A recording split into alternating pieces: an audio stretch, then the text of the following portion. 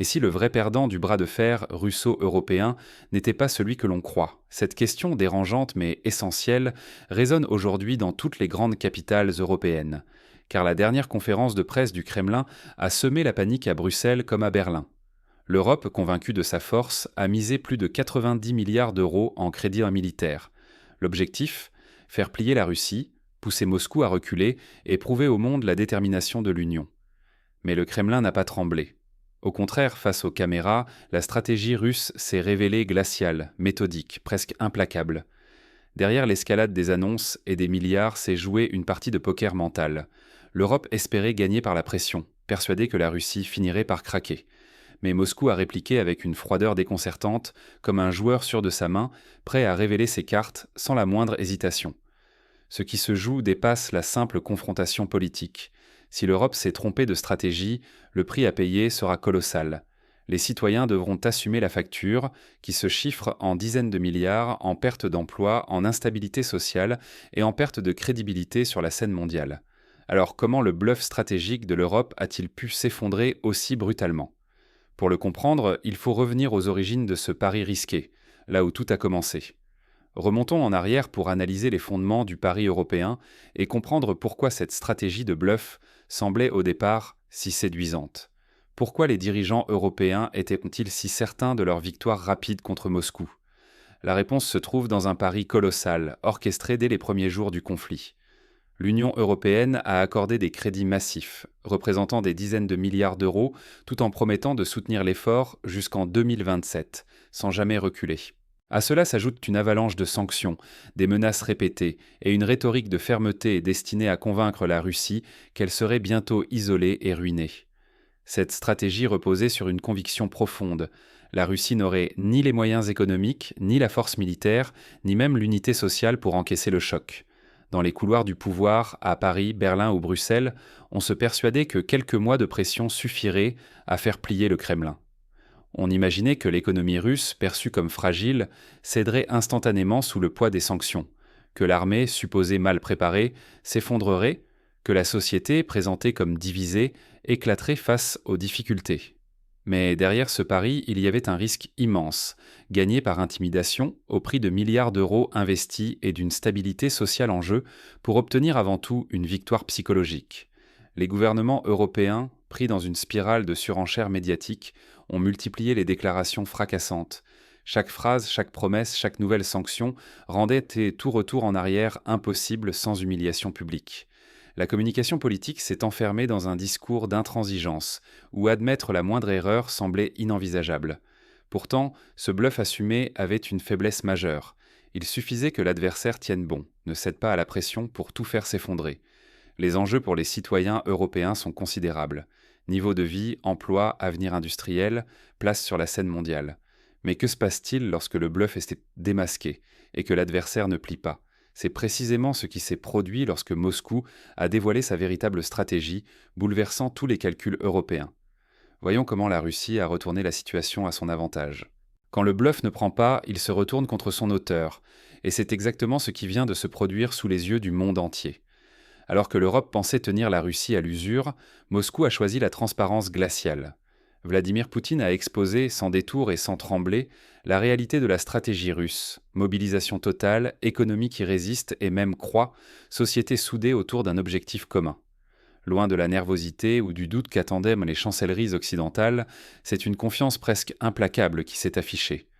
Face aux menaces et aux ultimatums, la Russie ne s'est pas contentée de hausser les épaules. Moscou a répondu par des avertissements aussi concrets que crédibles. Chaque tentative de pression supplémentaire sera suivie d'une riposte, y compris dans des scénarios d'escalade majeure. Les références à Kaliningrad ou à l'envoi massif d'armes à l'Est ne sont plus des hypothèses. Ce sont des lignes rouges clairement tracées, avec la promesse d'une réaction immédiate. Ce calme stratégique a provoqué un séisme médiatique en Europe. Pour la première fois, les grands journaux et analystes occidentaux admettent ce qu'ils refusaient en devoir. Le plan européen a échoué. Les articles se succèdent, parfois signés d'experts américains ou allemands, pour constater que la Russie a repris l'initiative et que le rapport de force s'est inversé. Mais le désastre n'est pas que symbolique. Le coût réel du pari européen commence à émerger. Rien qu'en intérêt, les crédits dans le militaire pèseront au moins 3 milliards d'euros par an. 3 milliards évaporés chaque année, alors que l'économie européenne est déjà sous tension, avec des industries qui ferment ou s'exilent, des ménages étranglés par la hausse des prix et des budgets sociaux qui s'effritent. La marge de manœuvre s'amenuise dangereusement. Continuer sur cette voie, c'est s'enfoncer toujours plus dans la crise, avec en prime le risque de voir l'unité européenne voler en éclats. Reculer, ce serait admettre l'échec, perdre la face devant ses propres citoyens et le reste du monde. Le dilemme est total.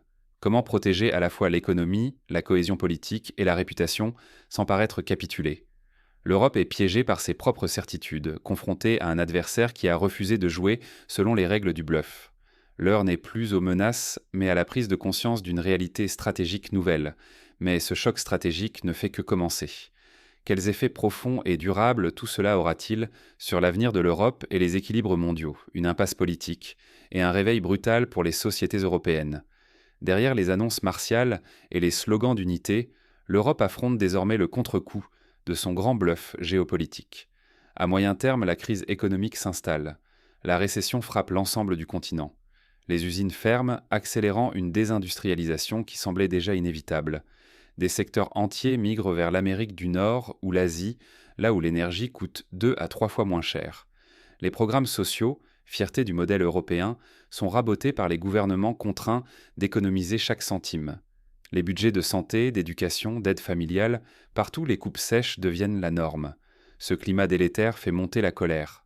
Dans les rues de Paris, de Berlin ou de Rome, les agriculteurs manifestent contre la hausse des charges et la concurrence déloyale.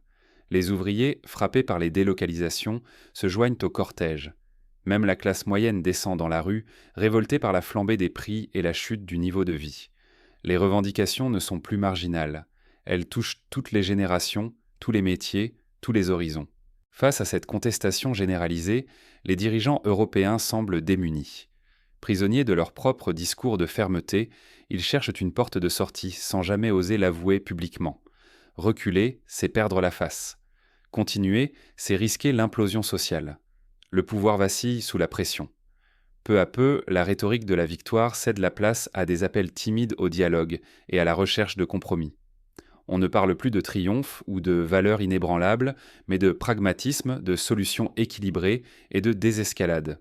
La parole politique tangue, les certitudes s'effritent, et le fossé entre gouvernants et gouvernés se creuse chaque jour un peu plus. Pendant ce temps, le contraste est saisissant. Alors que la Russie affiche une stabilité économique inattendue et renforce ses positions sur la scène mondiale, l'Europe doute d'elle-même, doute de ses choix, et voit son influence s'effriter. Le bluff s'est retourné contre son initiateur, laissant l'Union européenne face à une crise de confiance profonde et durable. Le danger n'est plus seulement financier. Désormais, c'est la fracture politique et sociale qui menace tout l'édifice européen. Les citoyens se sentent donc trahis, les élites discréditées, et l'idée même du modèle européen vacille. La promesse d'un avenir prospère et stable s'efface devant la réalité d'une société divisée, appauvrie et en proie au doute. Face à ce constat, une question brûle les lèvres. Comment l'Europe en est-elle arrivée là ? Et surtout, que peut-on apprendre de ce fiasco pour ne plus répéter les mêmes erreurs à l'avenir ? Mais pour comprendre comment sortir de cette impasse et restaurer une cohésion, il faut d'abord analyser les racines profondes de ce fiasco et les leçons à en tirer. Le vrai pouvoir n'est pas dans le bluff, mais dans la préparation et la lucidité. À force de jouer la carte de l'intimidation, l'Europe s'est prise à son propre piège.